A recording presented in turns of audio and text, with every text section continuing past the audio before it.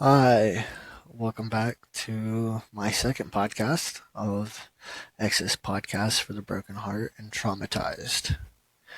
So, on my first podcast, I pretty much talked about my past and my trauma and stuff. I was just trying to put it out there for you guys. That way you can get an understanding of how the trauma that I've been through. I mean, I didn't go over all of it. The podcast definitely would have been longer if I did. But I did my best to cover as much as I can of it. Sorry, trying to see if I'm actually live. Okay. Anyway, so sorry I got sidetracked there.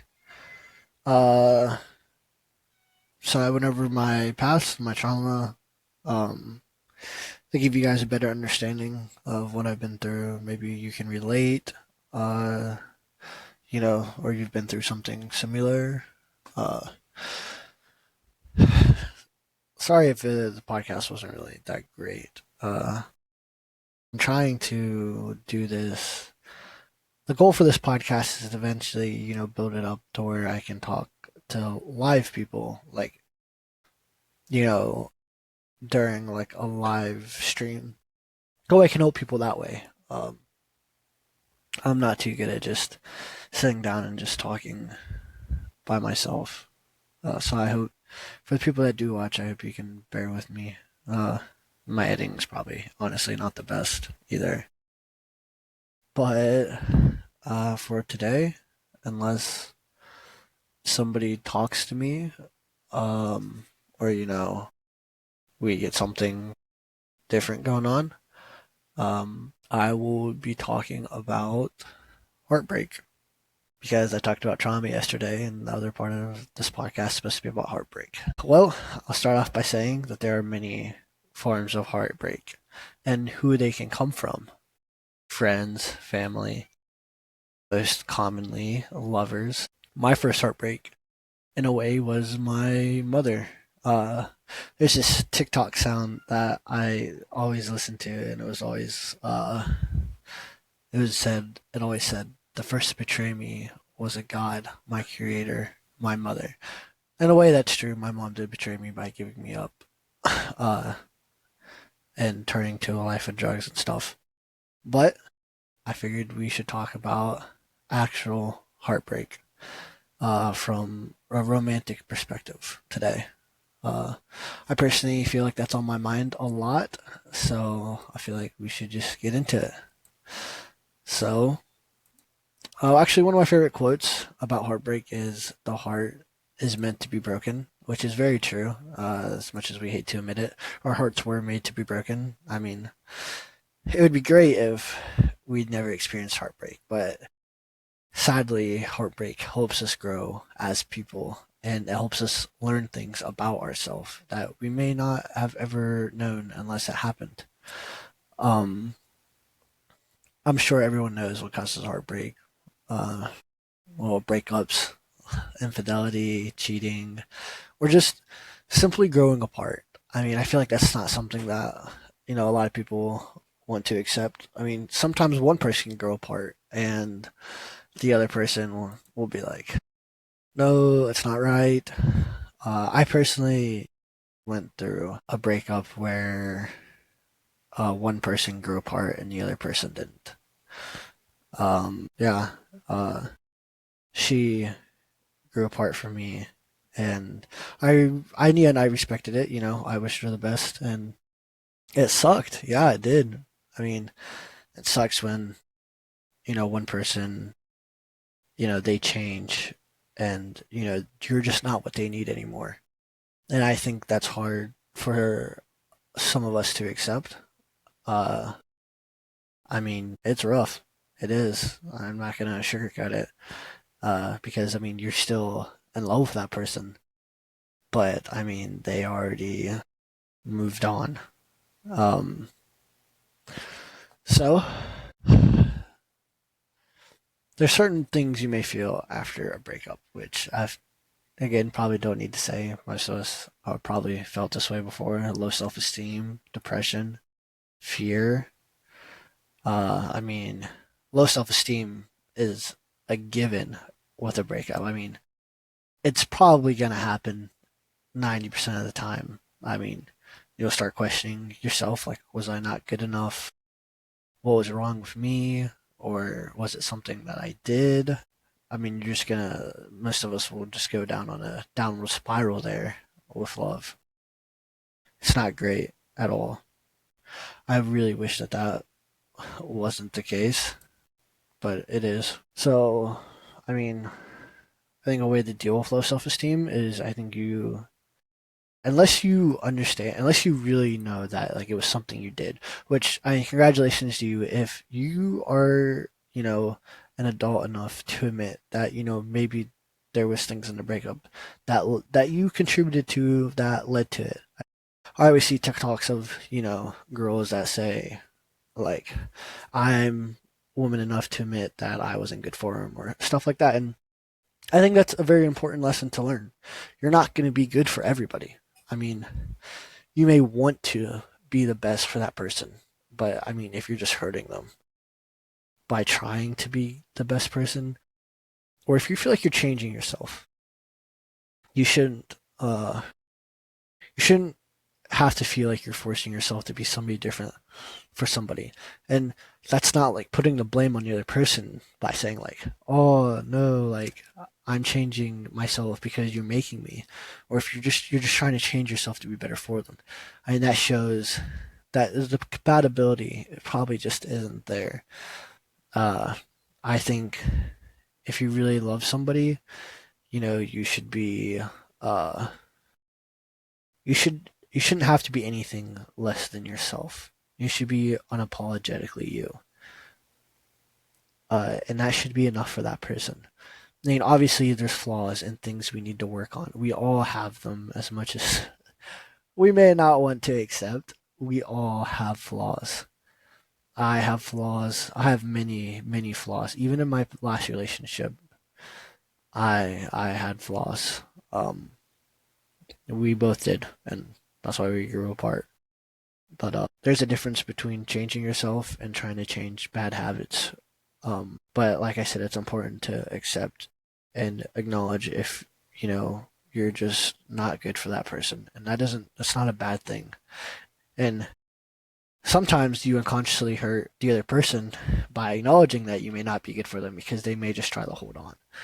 That's not that's not good for either of you because it's like holding on to a rose with thorns still attached. I mean, you're gonna bleed holding on to it so tight, and it's cutting into your skin, but you love the flower so much that you just can't let it go. But then, I mean, when you let it go finally, you know, your wounds will heal and you'll find another flower. That was a terrible analogy. I'm very well aware of that. um, but I just think that that is very much the truth. Uh, Depression, that is very real for breakups. Depression, it's gonna hit you hard no matter what. I mean, whether it's right after the breakup, a month after the breakup, even 6 months down the breakup. I mean, one thing will remind you of that person, and bam, you're like, shoot, you're like put right back into like how you were right after it. I mean, it's happened to me a few times. I see something. Uh, there's this one relationship I was in high school. Uh, I messed it up personally. I can admit that I was the one that messed it up. But every time, like it was months after our breakup, like almost a whole year. But I saw her at a basketball game one time, and I kid you not, I had almost a full-on panic attack. Like I felt like I couldn't breathe. The walls were closing in around me. It was a struggle. And every time I saw her or heard her name, someone said her name, like it was like something was clenching around my heart. Like it was awful, and it was rough. I mean, I was doubting everything up to that point, and I wanted so bad to take her back, but I was the one that messed it up. And we were both adults. We were both grown up enough to admit that we there was a special place in our heart for each other. Like no matter what. I mean, We may have crashed and burned, but I mean, it was beautiful when we crashed, and it was hard when we burned, but it was rough. But depression for a breakup could be laying in bed all day, scrolling through text over and over again, um, listening to sad music. I think we all know when Juice WRLD's song came out of I still see your shadows in my room. All girls are the same, yeah. I think we all remember playing that over and over again. It was the same way with 1-800. I heard that all the time in high school. It was, and a breakup kills. It does. It can kill us. Not even emotionally, physically. I mean, people have killed themselves out of breakup. It's proven, you can die from a broken heart. The stress that it puts on you emotionally, yeah, it tears like things inside your heart, and you can die from it. Heartbreak is definitely no joke, especially the depression part of it. There's no question about that. Sorry, I know I'm saying a lot. It's a bad habit that I'm gonna have to break as I do these. But depression, I personally can't tell you how the best way to recover depression from a heartbreak. I think that's something you have to figure out yourself because we all experience depression differently, and it comes in a different form for everybody. But one thing I can say is not eating or hurting yourself is not going to help. And don't use sleep as an escape. Please. I mean, I have done that lots of times before. Sleeping is a disease. It's addicting. It is. It's so bad. I mean, when you sleep, the world stops. You don't have to experience anything. You don't feel anything unless your dreams come back and haunt you or something. And it was so addicting in high school. Even now, it's addicting. I mean, yeah, a part of me thinks that I could sleep my whole life away, honestly, but it doesn't do you any better. You'll just get more and more tired. You'll get lethargic, and it really will just hurt you more. So I mean, don't do that. Don't do that. Especially don't not eat. I wish there was there's really no great way to handle depression. I mean, people are going to be like, go out, go for a run, or listen to happy music, go do this, go do that, and stuff. And it may work for them, but it doesn't work for everybody. And that's something that people honestly need to accept. Sometimes we just need to just feel it. I mean, it's not that we're sorry. It's not that we're different or, we're built differently or something like that. Uh we're all gonna I mean, like I said, we're all gonna experience depression differently. And sometimes there is no way around it or through it or a way over it. Sometimes we truly just need to feel it and just let it ride its course. People will be like, and don't be one of those people that see someone laughing, smiling, or be like, "You're not depressed. You're not depressed." Because, oh, sorry, I hated people like that in high school. That or adults. If you're an adult listening to this and you have a kid or something, do not tell your kid that they're not depressed. Or if they're up in their room all the time, don't be like when they come down for something like, "Oh, nice to finally see you" or something, because you have no idea what that person's going through, or you don't know what your child is going through. I heard that all the time from my foster parents. Oh, nice of you to finally join us. Nice of you to finally come down. I mean, and really, I was upstairs in my room. I was fighting demons. I was fighting hard to even still be there, like to hang on and be there. I'm sure the people listening to this or the people who watch this, they've felt that, you know, no energy, don't want to do anything. Sleeping, like I said, sleep is a disease. Sometimes it's just easier to sleep and just ignore the whole world. But sorry, I got kind of sidetracked. We were talking about heartbreak, and I just kind of went on a little roll there about depression because we were talking about the depression part of heartbreak. That's my bad. Uh, Another thing that happens when a breakup, another thing you could feel is fear.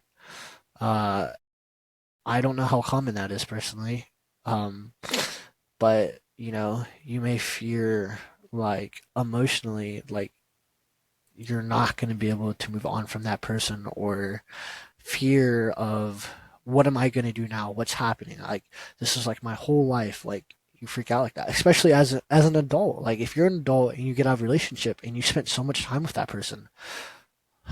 My relationship that I was talking about earlier, it was 2.5 years, and when we broke up, I was like, what am I gonna do? I was like, what do I do? I mean, this was 2.5 years of my life, like I built around this person. Like, what now? Like, I moved and everything for them, and I was so lost. And sometimes a part of me feels like I still am at times, like, when I relapse. And that's another very real thing about breakups. Depression or fear or anxiety or just heartbreak. You relapse sometimes. I mean, it's it's true. I mean, you do. Um, or if you're in an abusive relationship, you can be afraid afterwards. Like, someone may see me differently. The next person I want to date may see me differently. I know a lot of girls that I've talked to that have been in abusive relationships or have been sexually assaulted or have a kid and stuff. And, they get broken up with, they get left or something. And then they view themselves as damaged goods. And I just want to say you're not damaged goods. I mean, it's awful that anyone did that. I mean, no one deserves to ever be abused, be beat, have people put their hands on you and stuff. I mean, that's not okay for anybody in a relationship or not in a relationship. I mean, sometimes, but sometimes we try to justify it as the lover. And that's a very real thing. The girl that I dated, she was abusive. I am not overly so, but she would lash out sometimes. And I'm so guilty of what I literally just said. Every time I would be like, no, it's okay, it's okay. I know that you were just upset and angry. It's okay, I forgive you. It's not your fault. And she would just accept it. And if you're that person, don't do that, okay? Don't justify what they're doing because no matter how much you love them, I mean, if they really loved you, they would not ever bring any harm to you physically like that. I mean, it's so easy to make excuses for the people we love. It really is. You know, it's like they say, when you're looking at someone through rose tinted glasses, all the red flags just look like flags. Heard that from BoJack, but it's so true. It is. And if you're in an if you're listening to this and you're in an abusive relationship and you feel trapped and scared, I just want to say you're not alone. There are people that you can reach out to and get help from, and I know that's the hardest thing to do is to get help, to reach out. Reaching out is the hardest thing. It is. You're scared. What's going to happen if this person finds out, or what are people going to think of me when they find out that this happened, or I let this go on for so long? But I promise you, the reaching out, after you get past that initial step of reaching out and getting that help, things after that, it's just like rolling down a hill. Things start going so much smoother. I mean, you're going to hit some bumps here and there. You will. I mean, maybe you know, like people may honestly do exactly what you thought. Like they look at me differently, or they're saying stuff about me behind my back now. Stuff like that. I mean, that's as much as it sucks. That's just humans. But you can't let that stop you from getting the help that you need to get out of that. And a lot of people would think, it's not that bad now. It's not that bad now, but what happens whenever this person, blows their lid worse and worse, and it just, and one day it's going to be too late to say, one day. And if you have a friend or you know someone who's going through something abusive and that's in an abusive relationship, is being abused, or you know a friend that's being abused by family or something like that, do not be that person that stands by or knows and keeps this secret because you're afraid of losing that friendship, or you're afraid what's going to happen to them. You know, in my last podcast, I talked about how crappy the foster system can be through abusive parents, parents that are clearly just in it for the money or free labor or stuff like that. And I know that you may be worried about what's going to happen to this, but how would you feel if you knew what was going on? One day that person took their life because they finally had enough of what was going on, or the abuser finally gets the most of them. In the end, you knew what was going on and you did nothing about it. I mean, you're no better than the person that is abusing them, and that's the honest truth. You're no better than that person. I mean, you may not be hurting them yourself, but you are in a way. You're unconsciously hurting them by not reporting and not getting that person out of that situation. And if they hate you for that, then you know what? At least you go to bed at night and you know that you're a good person and you saved someone because they couldn't save themselves or they didn't think they needed to be saved, but they did. And that's something that's, man, we are prideful to humans. We are. We hate admitting that we need help, or we think we don't deserve help. Oh, I got myself into this situation. I don't deserve to be helped. Mm. Turns my gears. I really, it's rough. It is. Especially when you're a victim. I mean, you get in that mindset, you know. Sorry, I keep getting off track from what we're actually supposed to be talking about. I keep saying that I'm gonna, do Heartbreak and everything, but I keep, getting sidetracked. Um, so we talked about fear, we talked about depression, and we talked about the low self-esteem that comes after heartbreak. I mean, obviously there's other things that are gonna come after it and stuff, but some of the things you're gonna experience, I mean, the important thing is grieving. People who act like, oh, it wasn't that big of a deal. It's whatever. It doesn't matter that I got my heart broken. It's whatever. She was a hoe. He was a playboy. I don't care about him. She was for the streets. Yada yada yada. We can say that all we want, but the reality is we love them and we need to grieve what we lost inside. Whether that's the moment or what we wanted in the future, you need to grieve. And you just cannot push that off. I mean, that is going to boil up over you, or you'll be like one of those people. People are like, "Oh, he's such a playboy," or stuff like that. Or maybe he's just trying to recover from a heartbreak that he still hasn't grieved, or that she still hasn't grieved, and now she's taking out on the rest of her partners. Uh, I mean, it's rough. Bargaining is a very real thing. Trying to get back together with your ex after a breakup. I can do this. I'll change. I'll do this. Or, if you do this, I'll get back together with you. Or, stuff like that. I mean, that's a very real part of a breakup too. Bargaining. I think bargaining comes with every breakup. If you can't grieve properly, I mean, you're gonna try to get back with them. I mean, if you really love someone, it happens, and there's no shame in it.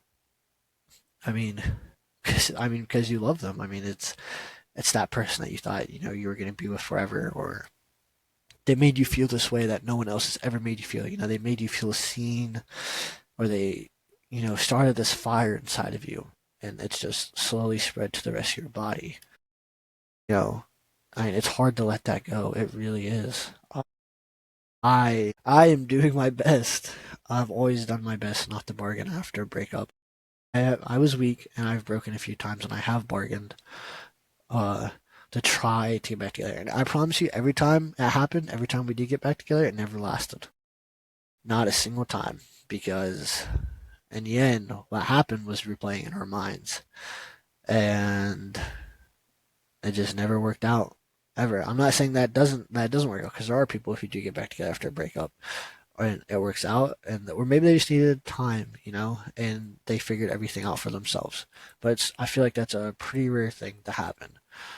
Um, Anger is a very real thing. I mean, if you're angry, be angry. You're allowed to be angry, even if the breakup wasn't your fault, or you're not the one that or you're the one that broke up with that person. You're allowed to feel angry about the circumstances of losing that person, of what happened, or how you're feeling. I mean, anger. I don't feel like a lot of people talk about anger and heartbreak. I feel like that gets overlooked, but it's a very real thing. I mean, me and me and the girl that I was talking about that I was with for 2.5 years, like I said, ended on great terms. We both just went our separate ways. We understood that we grew apart from each other and everything. But man, did I feel angry. And yeah, like it hit me like a month later. I was like, I am so angry. And it was over, and then and my anger didn't make sense. It was like, I'm angry. I put 2.5 years into this person, yada, yada, yada. But in the end, I wasn't angry at them, and I wasn't angry at myself. I was just angry about what happened. And that's very normal. I mean, sometimes we don't know why we get angry about it. We're like, why am I upset? Why am I angry? Like, what is going on? It's just how it is. Okay. I mean, don't try to push it down, or why am I angry? Don't question it. Just feel. That's the important thing after breakup, is you gotta let yourself feel. Okay, you're gonna feel all this stuff. You have to let yourself feel. Validate your feelings. That was gonna be my next point. Validate your feelings. It is the most important thing after a breakup. Okay, you have to feel. You can't push anything down. You can't skip these steps, or you're going to experience a step out of order sometimes. I mean, nothing's going to, you can't plan these things out, but I mean, you have to let yourself feel, or you're never going to heal. You're always going to be resentful, or you're always going to hold on to it, or you'll carry that relationship over into your next relationship. I can't tell you how many people have relationships that fail because they carry on something that happened from your last relationship. Like, oh, I got cheated on, so I have trust issues. And you carry that over to your next relationship, okay? And then you're paranoid all the time. And I'm not saying that is a bad thing, or you're invalid for feeling like that. Getting cheated on sucks. I mean, but trust is the foundation. Trust and communication is the foundation of any great relationship. I truly believe that. And if you feel like you can't trust that person, or you don't feel like you're ready to trust yet, then don't rush into a relationship. Give yourself time to get there. Because if you're constantly like, what are you doing? What's this? What's that? You're going to make that person feel like, and you may not, it's not that you don't trust them, it's just you don't want to be hurt again, right? But you may be making that person feel like, this person doesn't trust me. He or she's constantly asking me, what am I doing? What's going on? Like stuff like that. And it could create a rift, like unconsciously create a rift, like not like on purpose. Like you just didn't were like, oh yeah, I don't trust you, or not. It wasn't like that. You've just been hurt, and you're just trying to save yourself from being hurt again. And you know, you just have to be careful about that kind of stuff. Take space after a breakup. Anyone that anyone that gets into a relationship right after a breakup, week, a month or something, I mean, odds are that relationship probably wasn't going great to begin with, or the feelings just really weren't that strong. There's a 3 month rule for love for a reason. They say if a relationship doesn't last past 3 months, then you probably didn't actually ever love that person. Uh, you know, because by then, I mean, your feelings are probably gonna fizzle out by 3 months, and if you're still around, then great. If not, then probably wasn't meant to be. Is the reason they really get hung up on it. So remember that. If you're a teenager watching this, the 3 month rule. You know, I don't think you should say I love you before 3 months. You may feel, and trust me, you may feel like you do love that person, and I'm not saying that you can't love a person within under 3 months. That's not what I'm saying. I'm just saying, you don't know how the other person feels, or you don't know what's gonna happen. I mean, love is just this big, old, huge storm. The clouds, lightning, rain, all that stuff. I mean, it's all coming at you, right? But you're with that person. You're sharing an umbrella through the storm. I mean, you are with that person. That is your ride or die. I mean, that is what love is. It's weathering a storm together. I mean, love is not pretty, and looks are gonna fade. Like, man, if you get with someone and that's your main concern, looks, I promise you're not gonna like what comes in the future. Okay. I mean, obviously, initial attraction is important. I'm not saying that it's not, but personality is what's. I mean, that's gonna be what you're stuck with in the end. You know, make sure you love that person's personality. It's very important. Another important thing for a breakup, heartbreak, it's important to reflect on your relationship. How did this relationship make me feel about myself? What did I learn from how this relationship started and how it ended? Is there anything from this relationship I want in my next relationship, or is there anything I don't want in my relationship? That's why breakups are also so beautiful. It lets you know what you want in your next partner and what you don't want in your next partner. Like, it helps you set up who you want to be with and your preferences. Like Disney Channel said, you're just one heartbreak away, and you're just one heartbreak closer to a happily ever after. Every breakup, it sucks. I know I said this 100 times during this 34 minutes. It teaches you a lot about what you want and who you are as a person and what you're looking for in a lifetime partner. Even as a middle schooler, those breakups, they tell you something. Maybe nothing as like grand as when you get in high school as an adult, but they do. They tell you something, you know, of what you want and what you need. That's important. What you need is important, okay? I'm not talking about physical needs. I'm talking about emotional needs. Everyone wants to feel wanted, okay? Everyone wants to feel seen and to be loved for who they are. And you want to find someone like that. And to do that, you have to go through heartbreak. Love is a leap of faith, okay? You don't know if that person's going to catch you. You don't know how hard the landing's going to be. Truthfully, not going to sugarcoat it. But it teaches you, you know, what you need, what kind of person you need to make you feel seen and to make you feel loved. We all just want to be loved in the end. No one wants to end up alone. And if you do, I mean, I guess I don't know what to say about that if you do want to end up alone. I mean, you may feel like that's another thing after breakup. You may feel like you're never going to find love again. I felt like that after a few of my relationships. I felt like I was never going to find love again. Like, this was it for me. Like, it's over for me. Like, there's nothing else I can expect. Like, it was awful. Or it's scared. You can be scared, as an adult, and you're not in a relationship. You know, I did. That's also something that I understand. Seeing all your friends get married, start a family, and everything, or your exes, years later, they're starting a family, they're married now and stuff, and then there's you, and you're like, what's wrong with me? Like, why am I not doing this? You feel like you're stuck in time, and it is scary. It's scary seeing the world move. The world doesn't stop for anybody, and it's scary to see it keep spinning while you're trying to find some balance of what you want still. Don't rush anything because of that, though. Don't feel like, you know, you have to, like, oh no, like I have to get married or I'm never going to be able to have kids at this time or stuff like that. I mean, it will happen, okay? People often do say love finds us when we're not looking for it. And I'm not calling dating apps a scam or anything like that because I mean people do find their soulmates on dating apps and stuff, but don't get so obsessed with trying to find somebody because you're scared that you're gonna end up alone. I mean, then you're gonna settle. Okay, that's true. If you get so scared that you're gonna end up alone, you'll settle. And you don't want that for yourself. And I'm sure other people don't want that for you. It's important to just, you know, take your time, feel things out. Don't feel, don't feel pressured by what you see everybody else doing.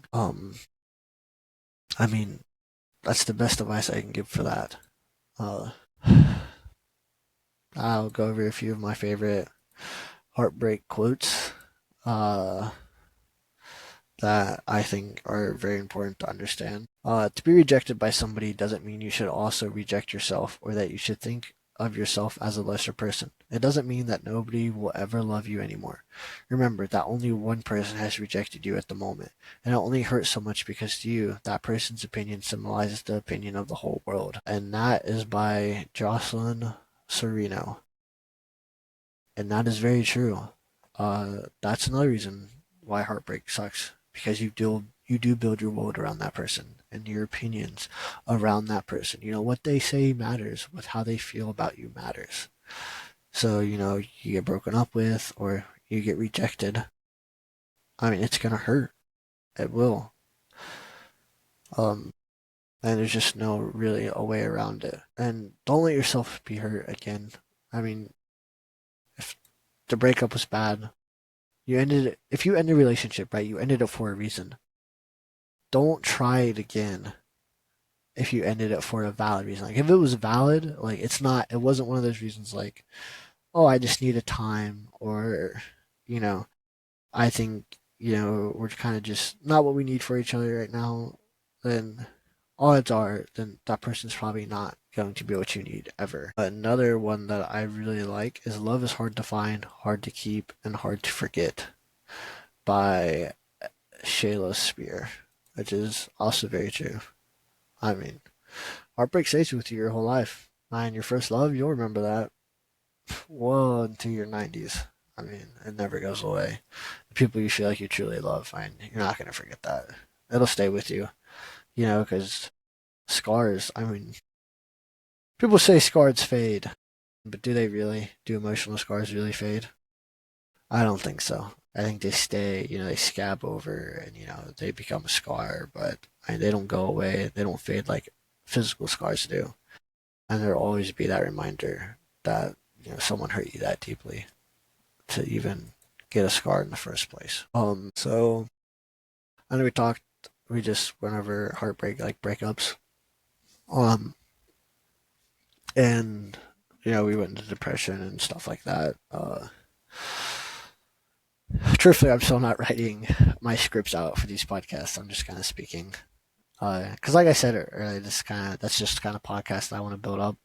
Uh, I just want to be able to talk to people live and help them out with their problems and stuff. I guess I'll leave my podcast with this last thing. Like I said earlier, don't rush to find somebody, okay? You have a world full of people to choose from. You don't have to pick from the fishbowl in front of you, you know?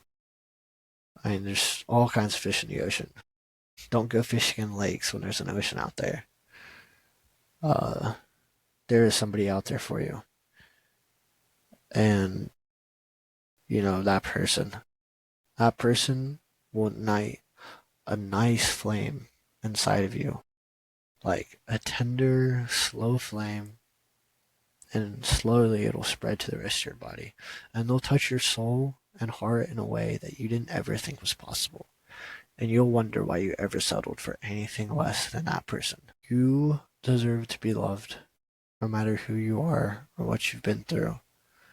Okay, you're not less because of bad circumstances, or you may have been abused, or you may feel like you're less than the average person, or you got pregnant early, suicidal, anything.